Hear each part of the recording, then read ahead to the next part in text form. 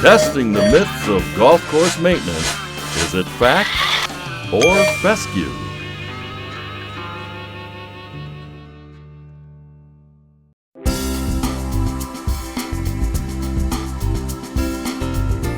Well, a wetting agent is something that helps break the water down so that it can get into the soil through the turf canopy. I expect to manage my moisture more effectively. It makes water wetter. Anything that can break the surface tension of water.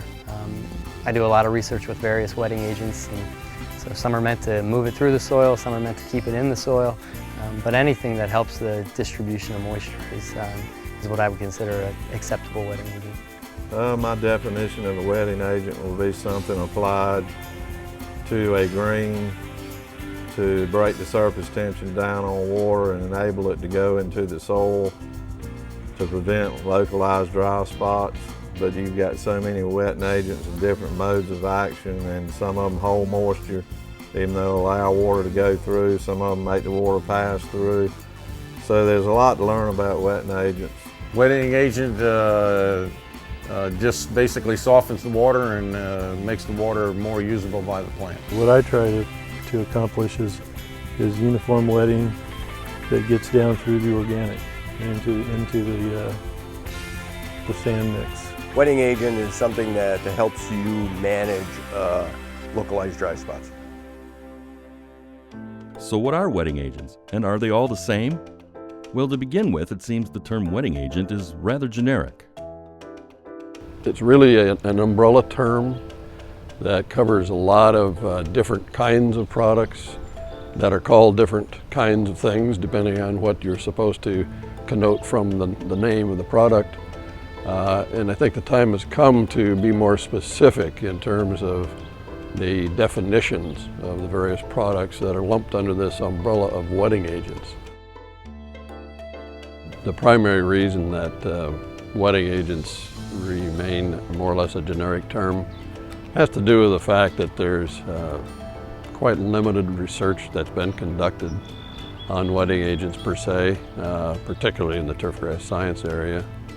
And I don't think if you look in the literature and textbooks that are used in introductory turfgrass courses, for example, or published literature that graduate students can attain, there's not a lot there. As a consequence, until there's scientific reproducible research conducted, published, it's always going to be left to observation and non-replicated kinds of research. And in that arena, a lot of these variables that you were talking about before aren't controlled. And the more you can control the variables that are influencing outcome and get at whether or not a particular product is doing the job, it becomes completely complex and hard to sort out what is and what isn't. Some wetting agents help retain water while others help move water, and there's a basic molecular difference between the two.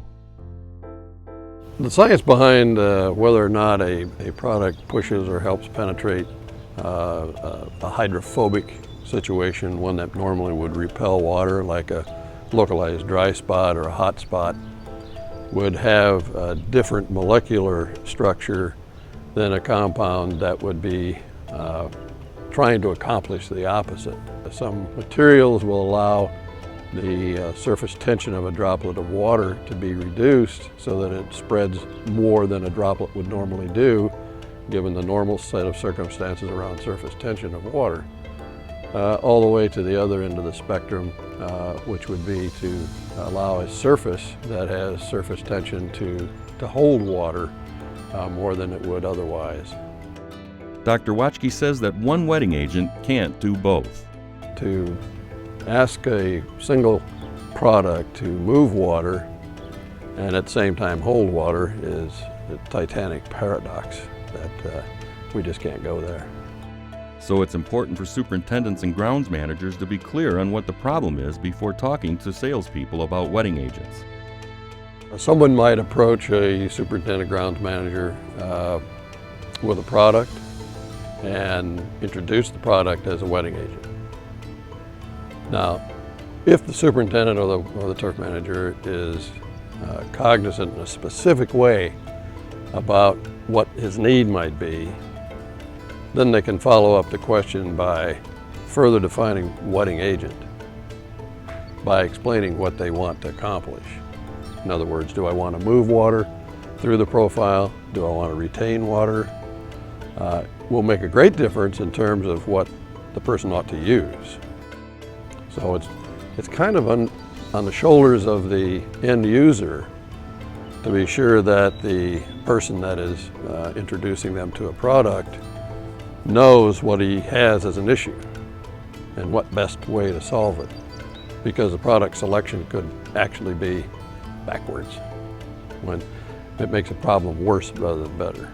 Making the problem worse also lengthens recovery time.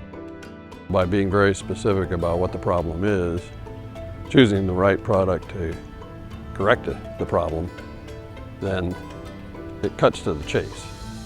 You end up solving your problem rather than throwing the kitchen sink at it and hope something works.